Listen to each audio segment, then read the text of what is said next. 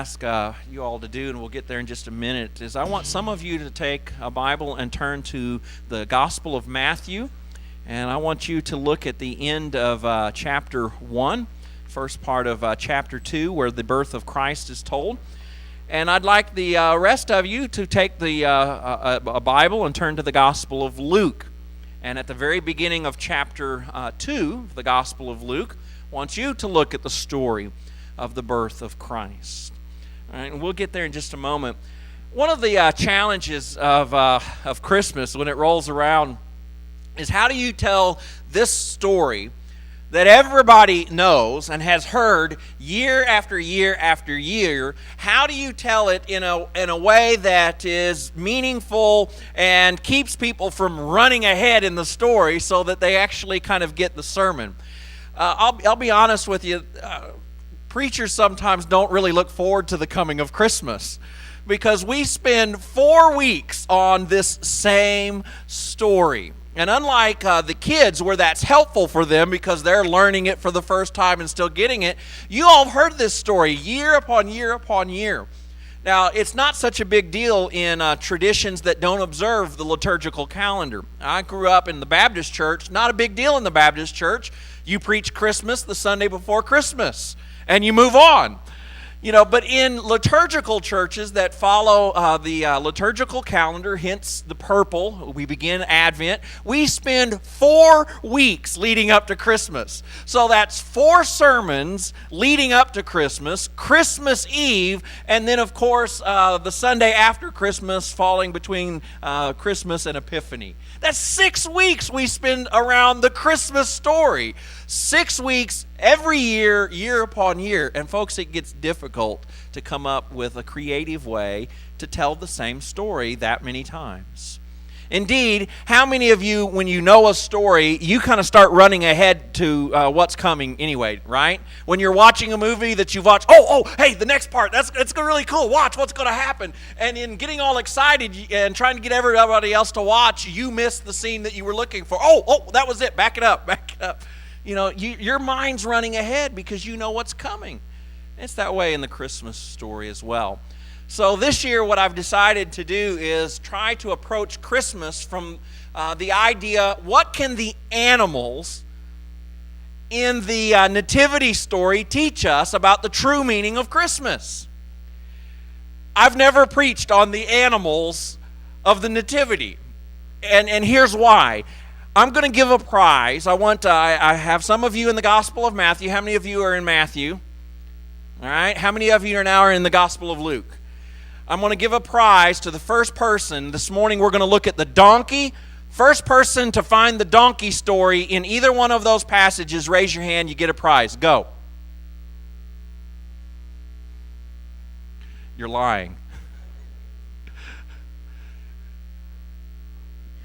Don't you know it's not good to, speak untruth in church? He raised his hand real quick. Do you have it?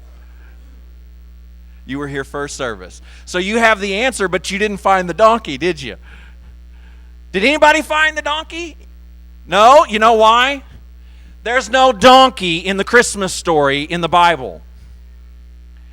Did you realize that? Have you ever stopped to think about that? There is no donkey. In fact, there's not only not a donkey. Look at our nativity. We have it on the screen and here. Not only is there not a donkey, there's no sheep mentioned in the Bible. There's no camel mentioned in the Bible. There's no cows mentioned in the Bible. When it comes to the story of the birth of Christ, we just assume those things are there, don't we? But they're not really in the story. Do you know where we get that? We get it from Luke.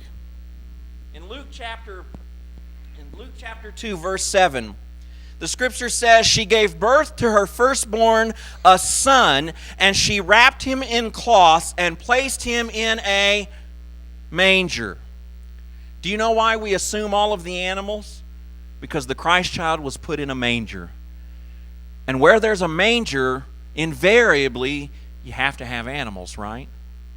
Now, that may not have been the case, but we assume it to be true.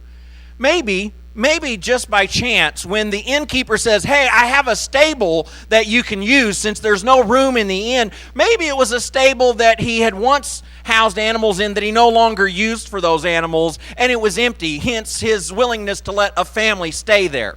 Because who would rudely put a family and an expectant mother in with a bunch of animals? So maybe it was a stable that was empty. And the only place when Mary gave birth to put the child was in this manger that had nothing in it. That doesn't fit well with our little nativity scenes. But it would fit well with the rest of the story. He left all the glory and splendor of heaven to come to a place that had nothing to offer. Not even straw or hay to put in the manger. It doesn't fit our story as well, so let's stay with the animals that may have been there feeding around that trough. The donkey. Where do we get the idea of the donkey being in the stable? Well, Joseph got the notice that he had to go to Bethlehem to pay his taxes, right? And so how else would you load up your pregnant wife and take her from Nazareth to Bethlehem other than on a donkey? You know, it was kind of like the Ford Taurus or Toyota Camry of the day. It was everyone had one. That was just the primary method of transportation. Some people may have had the nice camel, you know, the big fancy ride. But most everyone, rich and poor alike, traveled by donkey. And certainly Joseph wasn't the kind of husband that would have just looked at his wife and said, well, honey, you're just going to have to walk. And so they traveled. We have the idea of them traveling to Bethlehem on a donkey. And so we put the donkey at the stable because we believe that's how Mary and Joseph got there. Now, how many of you have ever been around donkeys? All right, a few. All right, I grew up on a farm, and we had pigs and cows. Didn't do too much with donkeys, but I've been around enough other farms that had some. You know what I think of when I think of a donkey? I think of this. Put the next picture up there. That's what I think of when I think of donkeys. You know why? Because donkeys are by their nature a stubborn animal. Now, I grew up in Poplar Bluff, Missouri. That's my hometown. And you want to know what our school mascot was? It wasn't a lion. It wasn't a bear. It wasn't a tiger. It wasn't some ferocious animal. It was a mule. A mule is a cross between a donkey and a horse, but mules kind of have that same nature of a donkey. You know what they are? They're just, well, I won't really say it in churches. They're just stubborn. They're stubborn, and you can only imagine what we were called, you know, our school. All right. That's what a donkey is. Stubborn. I mean, you could stand there and beat on an animal trying to get it to move, and it won't. In fact, it'll just sit there, go right back at you. You didn't know your preacher did impersonations, right? Well, I can do stubborn pretty well. Donkey will just sit there and bray at you and carry on, but it won't move. Once it's made up its mind, it's not going to move. You can beat it, you can hit it, you can kick it, you can pull it. You can yell at it. And you can start the process all over, and it's not going anywhere. After the first service, they reminded me, have any of you ever watched donkey basketball? You ever seen some of that? They were saying some of that has been up here at New Albany as well, and literally sometimes the stronger guys and the smaller donkeys, they just pick them up and carry the donkey, because trying to get the donkey to go towards the goal, they're stubborn. They're stubborn. And when I look at the nativity scene and I see the donkey, quite the opposite. It probably wasn't just sitting there nice and peaceful and quiet. The reality is that is us. Now, I know that picture's not very flattering, but really, it's us. It's humanity. And by nature, we're pretty stubborn people.